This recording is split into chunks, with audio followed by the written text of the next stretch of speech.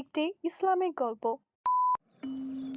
বাবা, আজকের এই সুন্দর দিনটিতে তুমি আমাকে একটি সুন্দর গল্প বলবে?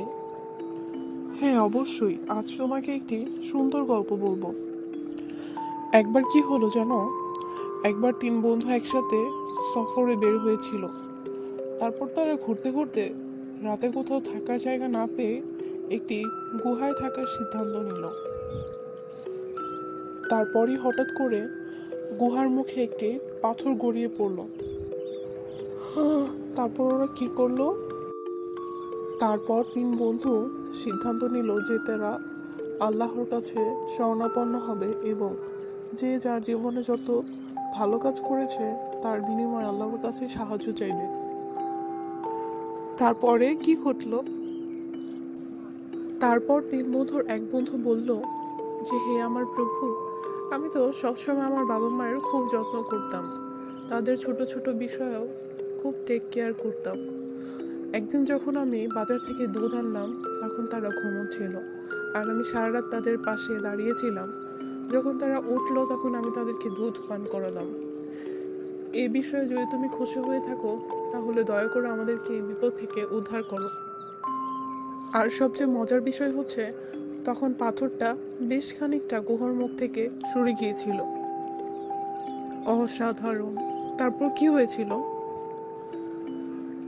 তারপর দ্বিতীয় বন্ধু বলল যে, হে আমার প্রভু, আমি তো আমার এলাকার, আমার মহল্লার সব অবহেলিত কুকুর বিড়ালদেরকে সবসময় খাবার খাওয়াই।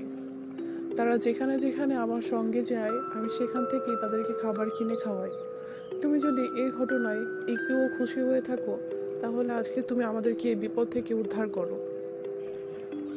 পূর্বের নয় ঠিক তখনও পাথরও বেশ কিছুটা সরে গিয়েছিল গুহার মুখ থেকে, আর তখন সবাই স্বস্তির নিঃশ্বাস ফেলল। তারপর তৃতীয় বন্ধু বলল যে, হে আমার প্রভু, আমার বাসার এক দিনমজুর টাকা না নিয়ে চলে গিয়েছিল, আর আমি তার টাকা ব্যয় করে অনেক বড় ব্যবসা বাণিজ্য করেছিলাম। তারপর সে যখন সেই দিনমজুরটি ফিরে আসলো তখন আমি তাকে তার সম্পূর্ণ টাকা এবং আমার সম্পূর্ণ ব্যবসাটাই তাকে দিয়ে দিয়েছিলাম।